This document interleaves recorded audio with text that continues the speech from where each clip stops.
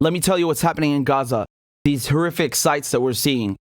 As of now, so again, this is about midnight CEST time, so crossing over into the 8th of July. Currently, you have around 24 dead Palestinians and 0 dead Israelis, but of course it's both sides. And I want to show you what's happening and why it's happening, because this violence did not just come out of nowhere. So a few days ago, there was a story in the news which I can guarantee you was not on the front page of Western newspapers. The Israelis, they carried out a raid, and they arrested this guy over here. Okay, so that's Bassam Saadi. They arrested him with his son-in-law. 17-year-old teenager was killed, so a Palestinian, right? And they arrested this guy because he's in Islamic Jihad, okay? And I'll tell you about Islamic Jihad in a moment, as the Palestinian Islamic Jihad as the group and the organization. So they carried out a raid and arrested this guy. Yesterday, there was an assassination, okay? So the Israelis, I'm going to show you the video because they published it. Like, they're so shameless. They fired at a building and killed another commander. Here, this is the headline you can see. They killed Taysir Jabari. Okay, so this is his picture over here. I just wanted to pull this up so you can see who we're talking about. So he's from the same organization, right? Palestinian Islamic Jihad, and they killed him, right? So the Bassam arrested, and this guy Jabari assassinated. Look at the video. They published the video. Now you tell me what's going on here. You got a pair of eyes? Look at this video. What's going on here? This is published by the Israelis.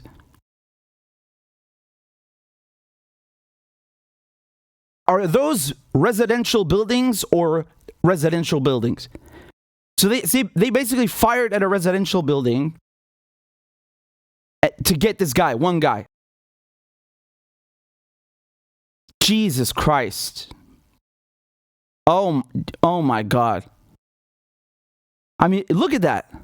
Oh my God. Look at that. Look at this indiscriminate terrorism, this violence. They didn't just kill him. So this is one guy. To get one guy, do you know what the Israelis did? They killed 11 other Palestinians and wounded 75. Right? And then they have the gall, they have the stones to say, oh, we are the most moral army in the world. Moral, they call themselves. And they call others terrorists. Again, I'm going to repeat this. To get one guy, the Israelis killed 11 other Palestinians and injured 75 other Palestinians. So for them, that's acceptable, right? You know, Arabs, we're just collateral. That's how it is. Arabs, they're just collateral. They're not human beings. The Israelis claimed that they had been tracking this guy for a while, okay? An Israeli military spokesperson said that its forces were, quote, preparing for the operation to last a week. This is about the bombings that are going on right now, how they're bombing Gaza.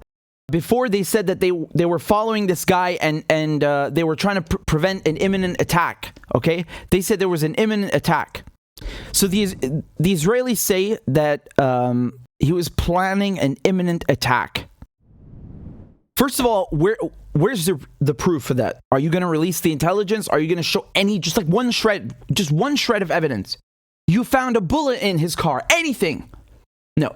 He's planning an imminent attack. Okay, so you were obviously following him. You have intelligence on this guy. Obviously. Maybe you bugged his phone. You're following him. Someone, I don't know, you have someone standing outside his bedroom window. They obviously know where this guy is to assassinate him. They couldn't wait till he just left the building. No. Just fire at the residential building. Do you see how evil that is? I want you to just think about that. Like, the Israelis, they claim they have the best intelligence service in the world, the Mossad. You know, they love to say, oh, we're so tech savvy. You know, we can get anyone from Hamas, whether he's, you know, in UAE or in Europe. We're the best. We can find you and kill you. And then they say we have the most moral army in the world. And they have all this high-tech American equipment and Iron Dome. Look how good our Iron Dome is. Okay, you guys are the best. Sure, whatever.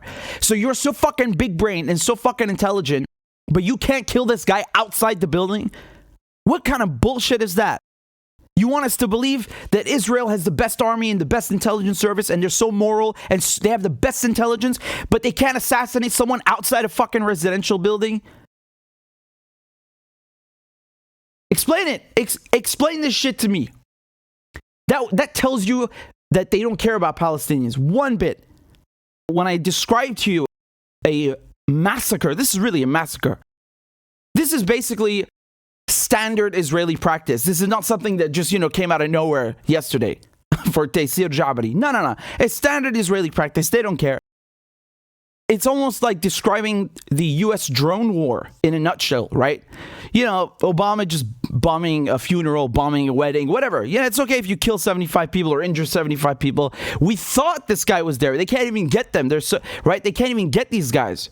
When I say get these guys, it's so funny, like this whole rhetoric, like as if, the Americans are the good guys, right? It's like cowboys and Indians. There are the good guys and the bad guys, right? It's the cops and the mob. You have good guys and bad guys. And we got to do whatever it takes to get the bad guys because they're bad. Really? Who gave you the right to be judge, jury, and executioner? Where's the rule of law? Where's the due process? The Americans, the Israelis, they talk about democracy, and then they'll just go and assassinate someone.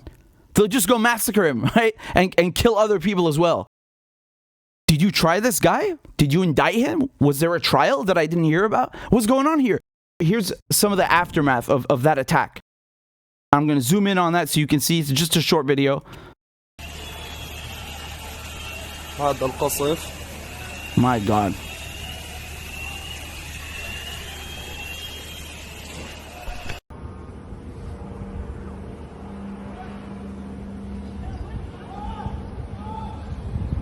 That's the red line for PIJ. When we say PIJ, we're saying Palestinian Islamic Jihad. Let's just say Islamic Jihad for short. Now, when this happens, I'm going to recap. They arrested one of their commanders, and now they've assassinated one of their commanders. And so that's when the Palestinians are like, okay, you want to start violence? We can also do violence. They've, so far until now, so within this is 24 hours now, give or take, they fired 400 rockets at the Israelis. Okay? This is from last night.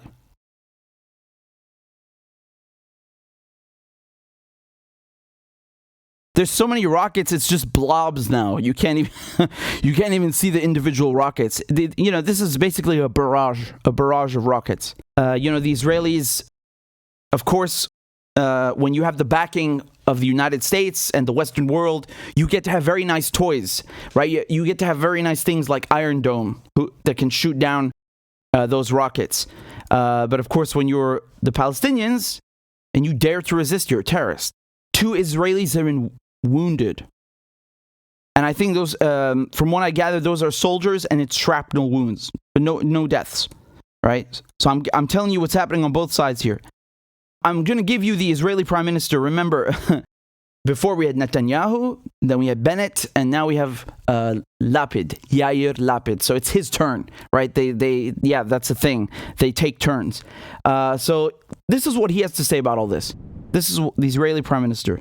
Israel carried out a precise counter-terror operation against an immediate threat. Our fight is... Okay, hold on. Counter-terrorism operation? You fucking blasted 3 residential buildings. Is this your video or is this not your video? You call this a counter-terror operation? That looks like terror to me. Even if you want to say, look, man, this guy is a bad guy, they had to take him out. Yeah, and the civilians, what about that? How do you explain the 11 dead and the 75 injured and the buildings blown apart? It's not a very nice experience to be woken up to that or have to live through that. I can tell you, it's not a very nice experience. But okay, so I apologize for cutting him off. I'll let him finish. Carried out a precise counter-terror operation against an immediate threat. Our fight is not with the people of Gaza. Islamic Jihad is an Iranian proxy that wants to destroy the state of Israel and kill innocent Israelis. The head of Islamic Jihad is in Tehran as we speak. We will do whatever it takes to defend our people. Man, if you do that to me, I'd also be in Tehran asking for help. I mean, the Israelis, they're so funny, right? They always paint themselves as the victims no matter what. What did he say? He said Islamic Jihad is an Iranian proxy trying to destroy the state of Israel. Okay, let's put this another way. Israel is a European proxy trying to destroy Arabs and Palestinians. It sounds a bit more accurate, right? Colonizers and colonizers. Just let me take Yair Lapid. This guy was just speaking, the Israeli prime minister. This guy's from Hungary, right? Originally, his grandparents or parents are from Hungary, from Romania. Did the Palestinians go to Hungary and Romania and attack you? Why are you in Palestine? Who said you can be the prime minister? What are you doing here? And it's the same thing with all of them. Bennett, the guy before him, is an American. Netanyahu, Polish, Ukrainian. They all come from Europe and the United States and kill Arabs and then claim they're the victims. It's fucking amazing. So this is from Al Jazeera. We're going to go through a bunch of updates that they have here, right? Gaza death toll rises to 24, as I told you. And this is the source is the Palestinian Ministry of Health. This is from a few hours ago. There was another attack. This was in Jabalia, okay? Over here, Jabalia. So that's also in Gaza. And you have 5 Palestinians killed, 3 children. These 3 children, they were killed a few hours ago. Yesterday, when they assassinated Jabari, among those 11 killed, there was a 5-year-old girl. Apparently, she's a terrorist. She had to go. I love the both sides of this, right? So if you look at the headline in NPR, they say, Israel and Gaza militants exchange fire. Exchange fire? Like this passive voice, right? Not like, oh, Israel assassinated a guy in Palestine, right? A senior commander, and the Palestinians responded. No, we can't say that. It's just the Israelis, Palestinians. They're always fighting with each other. Maybe it's a religion thing or something. I don't know. They're exchanging fire. Here, Fox News. They're exchanging fire. Oh my God. What else do we have? What is this over here? Oh yeah, I wanted to show you this very important statement. So this is from the. You guys might remember I interviewed Michael Link. Michael Link was the United Nations Special Rapporteur on Palestine, on the occupied territories. Okay, and of course, because he was objective and just reported the truth. They called him anti-Semitic and they tried to attack him. And this is his replacement. So she is now the Special Rapporteur. Francesca Albanese, she said about these attacks, quote, I condemn Israel's airstrikes in Gaza to allegedly deter Islamic Jihad's possible retaliation for its leader's arrest. As international law only permits the use of force in self-defense, Operation Breaking Dawn is a flagrant act of aggression, illegal, immoral, irresponsible.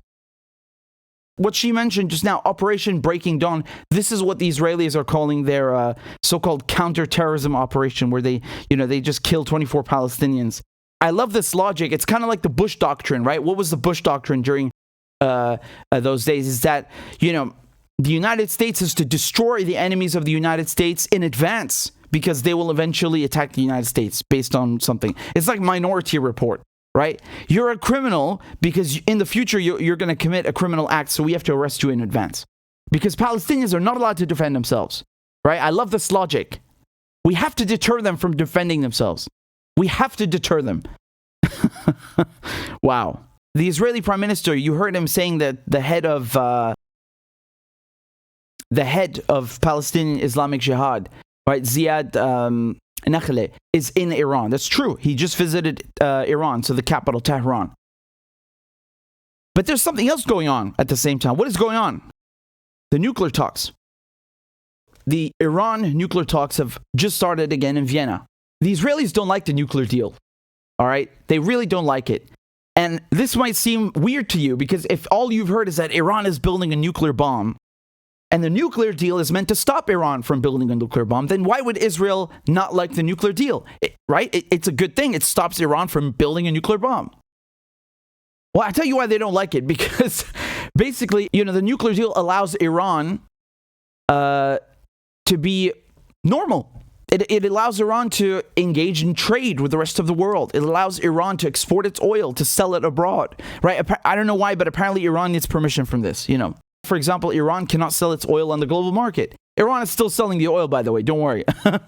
It just gets relabeled, or it goes to China, or it goes to Venezuela, and so on. Countries that actually have brains. But basically, officially, Iran's oil sector, they've been targeted by sanctions. And if you go look at that famous BBC graph that I've shown you, you can see that the oil output just, drops by half after Trump leaves the deal and he puts sanctions on Iran. And of course, the banking sector. So, you can't send money or receive money from an Iranian bank. They're like nuclear, no pun intended. You can't touch them. It's a hot potato. Can't touch it. The Israelis want Iran to be isolated, both figuratively and quite literally in terms of its oil and banking sector. That's what this is about. That's why they hate the nuclear deal. And again, there's no proof that Iran is actually building a nuclear bomb. You could maybe argue that up until 2003, so before 2003, but since then, you just can't say that. It's just, I don't know what to tell you. They followed the nuclear deal. They're still in it, by the way. Like when you hear Blinken say, oh, Iran have to follow the nuclear deal. Iran, what do you mean? You are not in the nuclear deal. Iran is. And that's why the Israelis are now attacking Gaza. They're sending a message to Iran and to the other parties that are negotiating with the nuclear deal that we don't like that. That's what they're doing. So they've gone and attacked PIJ, so Palestinian Islamic Jihad. Let me tell you about Palestinian Islamic Jihad. So this is basically a resistance group. Okay, they of course they say terrorists, whatever. I mean, when you're occupying someone's land and they resist, yeah, you're going to call them a terrorist. But PIJ is a couple of decades old. I think it was formed in the 80s, and it's based in Damascus, of course, right? Syria. One of the reasons why Syria was destroyed is being destroyed still in this 10-year war is because Syria still supports the resistance. Always has. You can definitely make some arguments that there are times Damascus didn't give Palestinians the support they wanted or needed. But generally speaking, Syria refuses to normalize ties with Israel and helps Hamas, Hezbollah, PIJ do their things, right? They allow them to build, to establish headquarters. That's what PIJ did, right? So their headquarters they're based in Damascus. And the leader, right, he just went now to Tehran. So we're talking about Ziad Nakhleh. And that's why he's saying, oh, their leader is in Tehran. This is a proxy of Iran. And their logic is, okay, well, if you're backed by Iran, and they are, Iran proudly supports PIJ, then we're going to attack you to send a message to Iran, to send a message about the nuclear deal. This is what often happens. You can go back and see some of my videos that, when Israel carries out assassinations or bombings, it's because of the nuclear talks. They're trying to sabotage the nuclear talks. I don't know if they actually can at this point. The United States pretty much sabotaged them themselves. But regardless, this is what it's about. So what's going on in Gaza is certainly connected to the nuclear talks. That's one thing, right? And of course, the Israelis, they're a bit confused because Hamas is the governing body in Gaza, in Gaza, okay? So once again, Hamas is a political party and it has a military wing. When you look at what's going on now with Ziad Nakhleh in Damascus, with the nuclear talks, of course he's there. Of course Nakhleh is going to go to Tehran because they're proudly backed by Iran. This is not a surprise. Look at the headline over here from Press TV. Look what they say. Iran's Revolutionary Guard Corps. So again, when we say IRGC, we're talking about the Islamic Revolutionary Guard Corps. So the head of the Guard Corps said that Israel is going to pay a heavy price for these violent attacks on Gaza. Undoubtedly, the swift response of the Palestinian Islamic resistance to such a crime proves that a new era has begun for the resistance to take power, and the Zionists will pay yet another heavy price for their recent crime. I just want to go back to my point where that, Hamas is the governing body in Gaza. They're not saying anything. There were reports a couple of months ago that Hamas was not happy with other groups, other militant groups, resistance groups in Gaza firing rockets or balloons because they just weren't happy with that. Right now, they're not saying anything. They're basically turning a blind eye and letting PIJ do its thing, which you don't see all the time, right? It's normal. You can still have a unified resistance. And then inside that unified resistance, not everybody agrees with each other all the time. It's like having a marriage or a family or whatever. It's normal. But here, right now, everybody agrees with each other, right? Hamas are cool with this. They're letting PIJ do its thing. And they believe that they have the right to respond. I want to say another thing, because when we talk about the resistance, we shouldn't forget the other elements. Syria, as I mentioned, supports the resistance by allowing the arms to come through, by allowing them to establish bases there, or headquarters rather. And the Iraqi resistance, the Yemeni resistance have come out and expressed their support today, just a few hours ago. Again, this is all breaking news. They've come out and expressed their support. This is from Yemen. They say the headline is from Al Mayadeen English. They say that Ansar Allah announces support of Palestinian resistance, and they strongly condemn the Israeli aggression on Gaza. Hezbollah, just earlier there was a speech by Nasrallah. This is what he told the Israelis straight up, that this is a crime, that it's a massacre, and that they're ready to support them if necessary. Okay? So Nasrallah, who's the head of Hezbollah, said that, quote, any honorable person will condemn this attack. Many Arab countries and regimes remain silent. This is very important what he says here. It is the right of the resistance and the Palestinian people to respond to the Israeli attack in any way and at any time and place they choose. Silence in the face of this act of terror will pave the way for more acts of terror. When you have a bully and you don't respond to that bully, they're just emboldened, unfortunately. And again, let me be very clear. I don't condone violence. I'm against war. But you can't, just say that, oh, well, we have to punch the Palestinians in the face and walk all over them, kick them, and then just, when they resist, that's terrorism. Are you high? Or these headlines on Fox, like, oh, they're exchanging fire. Well, what is this passive voice? I want to go back to that line from the quote from Nasrallah, where he says that many Arab countries and regimes remain silent. Yeah. Unfortunately, that's true. So what have I just told you in the last few minutes? That the Yemeni resistance, the Iraqi resistance, Syria, Iran, and Hezbollah, they've all come out, condemned this, and said, we are ready to support you in any way possible. Okay, what about the Arab countries? What the hell? Where is Saudi Arabia's condemnation of this? Are they going to offer their support? Huh? Where is everybody else? Where's the UAE? Huh? Where's Morocco? Where is Libya? That hurts, man. Where is Libya? They destroyed it. They destroyed Libya. When we look at this video, this assassination by the Israelis, that it's happening in residential buildings.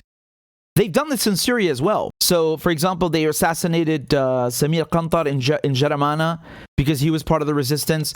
And again, Jaramana is like really tightly packed, residential area. If you assassinate one guy, you're going to hurt other people in Jaramana because the buildings are so close to each other. Everything is so tightly packed. And that kind of speaks to my point of how indiscriminate the Israelis are. Have you seen that movie by Spielberg? You remember that movie by Munich, I think it was called? There's this scene where the Mossad, they see that, oh, this little girl is going to get blown up by the bomb that we planted to take out this guy. And then they're all running like crazy. Oh my God, we have to stop the bomb before the little girl. That's such propaganda, like trying to show the Mossad as caring about hurting civilians. They don't give a fuck. Have you seen the number of assassinations they've done where they've just to kill one guy, they've blown up 11 people and injured I don't know how many others. This is normal. Whether it's the Israeli, the occupation forces or the Mossad, it's normal. God, that was such awful propaganda in that movie, really. We have 24 dead so far. Allah yarhamun. Who knows how many more injured. When we talked about the initial attack, we said that 75 were injured. They're saying here that one of the 24 people killed was a 23-year-old woman and 6 children. And they say here 125 Palestinians have been injured. Okay, so this is the latest. 24 killed, 6 of them were children. One of them was a 23-year-old woman. And one of them was a commander of a Palestinian armed group. And 125 Palestinians have been injured by the Israeli attacks. Right? So this is as of midnight on the 7th, in the 8th of July now. You think of a war, you say, oh, how many were injured, how many were killed? One thing nobody thinks of is how many were mentally affected by this, psychologically. How many are going to have mental scars because of this trauma, PTSD, depression, anxiety. No one ever quantifies this because you can't. That is near to impossible to quantify. I just urge you guys to think of the mental scars, the mental injuries that people suffer. Just because they're fine physically doesn't mean they're okay inside. Right? You got to consider there are families now that have, had somebody killed. Someone's gone now forever. Right? Or somebody who's injured and their family, is affected by that permanently, or some, mentally affected by that. And you have, just onlookers, neighbors, people that live there that are affected by this mentally. Never forget that. And here they're saying about how many families have been displaced, right? So according to the United Nations, 40 families, 40 families displaced since August 5th. So they say 40 families have been displaced since Israel launched an attack on Gaza in the last 24 hours, basically. And the Palestinian Ministry of Public Works and Housing confirmed that 650 housing units have been partially damaged. 29 of them are uninhabitable. 11 are totally destroyed. Again, these are important statistics that you should always pay attention to. Medical supply shortages, that's another problem. Israel stopped the plan to transport fuel into Gaza before it struck on Friday, crippling the territory's lone power plant and reducing electricity to a few hours per day and drawing warnings from health officials. Did you hear what I just read? Gaza's lone power plant. Yes, you heard that correctly. Gaza has one power plant because the Israelis have made sure that, it's basically on the verge of collapse. And when I say on the verge of collapse, it's already collapsed. They have bombed Gaza into oblivion. This is in, 2009, 2014. And they control what goes in. Right, so the Israelis who are claiming they are victims, counter-terrorism, they hate us. They control what the Palestinians are allowed to have. They basically have them living in rubble, and the parts of Gaza that have not been bombed or destroyed yet don't have electricity because they have reduced it to one power plant, and then they don't let the fuel go in because it needs fuel to run. Just awful. I mean, this is just, this is terrorism, man. This is constant misery inflicted on the Palestinians by the Israelis. That's all I have for you right now, guys. But again, I would just urge you to think of the nuclear talks in Vienna. And of course, I will have more coverage on the nuclear talks as they develop. Exclusive coverage, exclusive interviews that you won't get anywhere else. As far as I know, I'm the only person covering this independently. You see other papers and channels, but independents, I don't know, not to my knowledge.